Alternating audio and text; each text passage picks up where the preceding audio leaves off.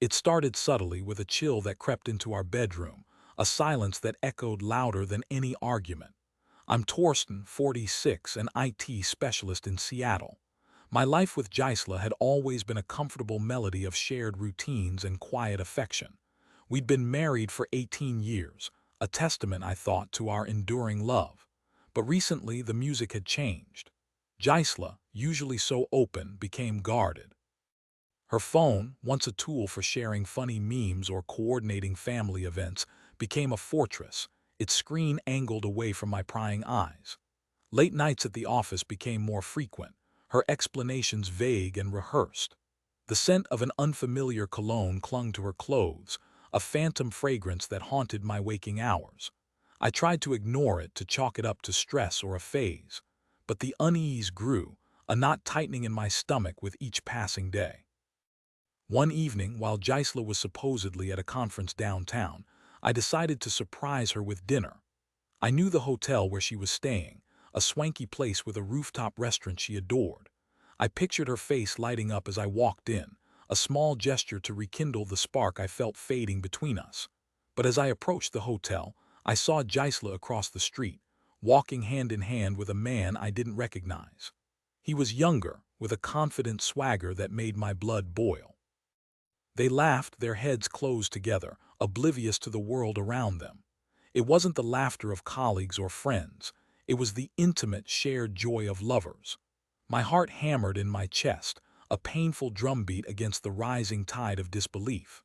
I wanted to rush across the street, to confront them, to demand an explanation. But my feet were rooted to the spot, paralyzed by the sheer weight of betrayal. I watched them disappear into a nearby bar, the neon lights casting long, distorted shadows on the sidewalk. I stood there for what felt like an eternity, the cold Seattle rain soaking through my clothes, mirroring the chill that had settled deep within my bones. I didn't go to the hotel. I couldn't.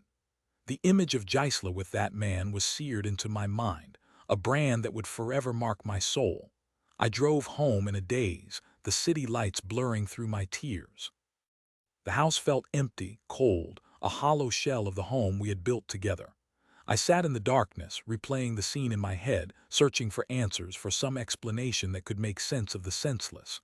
But there was none, only the crushing weight of betrayal. The next morning Gisela came home, her face flushed, her eyes bright. She launched into a detailed account of the conference, her words flowing smoothly, effortlessly. I watched her, my face a mask of calm, hiding the storm raging within. She finished, I simply said, "I know." The color drained from her face. "Know what?" she stammered, her voice barely a whisper. "I saw you, Gisela, last night with him." The carefully constructed facade crumbled. Her eyes darted around the room, searching for an escape. "Torsten, it's not what you think," she pleaded, the familiar refrain of the guilty. "Then tell me, Gisela, what is it?" She hesitated, her lips trembling. "It just happened," she finally said, her voice barely audible. "It was a mistake." Mistake? Was that all our years together meant? A mistake? The anger surged, a molten lava threatening to erupt. "Who is he?" I demanded, my voice shaking. "His name is Leif. He's a colleague." "How long?" She looked down, shame etched on her face. "A few months." A few months.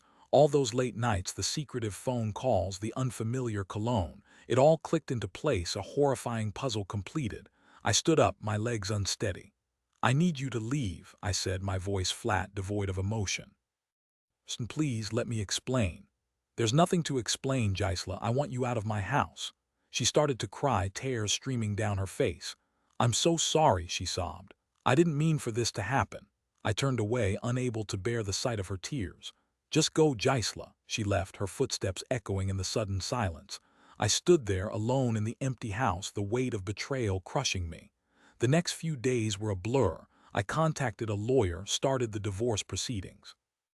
The legal jargon felt surreal, detached from the raw pain I was experiencing. Friends called, offering support, but their words felt hollow, inadequate. I couldn't eat, couldn't sleep. The image of Gisela with Leif haunted my dreams, a constant reminder of my broken trust. I threw myself into work, burying myself in code, trying to numb the pain. But it was no use. The emptiness remained, a gaping hole where my heart used to be. One evening, a few weeks after Gisela left, I received a call from an unknown number. I hesitated before answering, a sense of foreboding washing over me. "Hello," I said, my voice cautious. "Is this Torsten?" a woman's voice asked. "Yes, speaking." "My name is Astrid, I'm Leif's wife." The world tilted on its axis. Leif had a wife. "I know about Gisela," Astrid continued, her voice trembling with anger. "He's been lying to me for months. I found their messages." A strange sense of vindication washed over me, a small flicker of light in the darkness. "I'm sorry," I said, unsure of what else to say. Sorry isn't enough," Astrid snapped. "He's destroyed my marriage, my family. I want him to pay." "What do you want me to do?" I asked. "I want you to help me expose them," she said. "I want everyone to know what they've done." And so Astrid and I formed an unlikely alliance, united by our shared betrayal. We spent hours piecing together the details of their affair, gathering evidence, building a case against them. Astrid was ruthless, driven by a righteous anger that mirrored my own. She discovered that Leif had been using company funds to finance their rendezvous, a blatant abuse of his position. She leaked the information to the company's board of directors, triggering an internal investigation. I in turn provided Astrid with copies of Gisela's emails and text messages, documenting their affair in explicit detail. We compiled a dossier of their deceit, a damning indictment of their betrayal. Together, we orchestrated their downfall. Leif was fired from his job, his reputation ruined. Gisela's affair became public knowledge, ostracizing her from her friends and family. The consequences were swift and brutal. Their lives, once carefully constructed facades of happiness, crumbled under the weight of their deceit.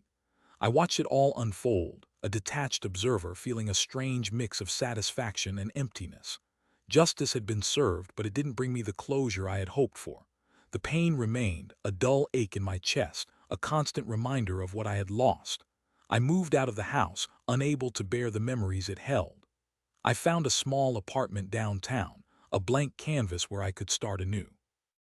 I threw myself into my hobbies, rediscovering my passion for photography and hiking. I spent weekends exploring the mountains surrounding Seattle, finding solace in the beauty of nature. Slowly, gradually, the wounds began to heal. The pain didn't disappear entirely, but it became more manageable, a scar rather than an open wound. I learned to live with the betrayal, to accept it as a part of my story. I started dating again, cautiously, tentatively. I met some wonderful women, kind and genuine, who reminded me that love was still possible. I realized that Gisela's betrayal didn't define me, that I was still worthy of love and happiness.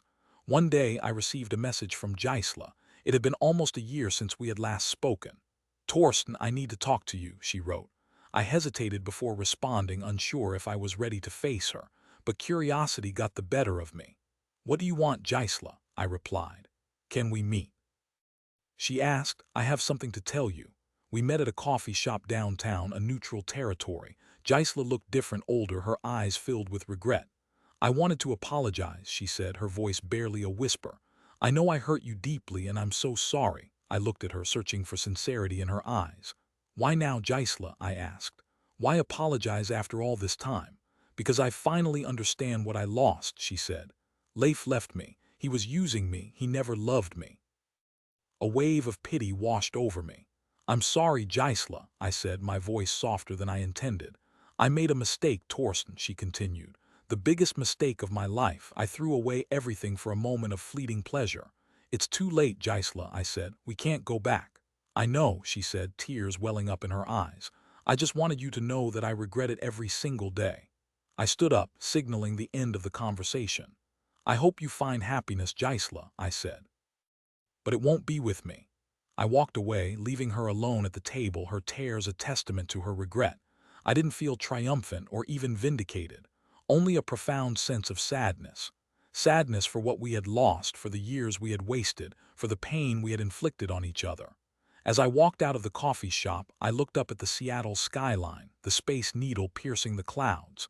The city felt different, brighter, filled with possibilities. I was still healing, still learning to trust again. But I was moving forward, one step at a time, towards a future filled with hope and promise. A future where I would find love again, a love that was true, honest, and enduring. A love that would never betray me. Years later, I met Ingrid. She was everything Gisela wasn't: honest, open, and fiercely loyal. We built a life together, a life filled with laughter, adventure, and unwavering support. We traveled the world, explored new cultures, and created memories that would last a lifetime. I finally found the happiness I had been searching for, the peace of mind that had eluded me for so long. I never forgot Gisela or the pain she had caused me, but I learned to forgive not for her sake, but for my own. I realized that holding on to anger and resentment would only poison my own soul. Forgiveness was the key to moving on, to embracing the future with an open heart. And so I closed the chapter on my past and embarked on a journey filled with love, joy, and endless possibilities. A journey that proved that even after the deepest betrayal, it is possible to find happiness again. It's a testament to the resilience of the human spirit, the ability to heal, to forgive, and to love again, even after the most devastating heartbreak. The scar remains, a reminder of the pain I endured. But it is also a symbol of my strength, my resilience, and my unwavering belief in the power of love. And that, my friends, is a story worth telling.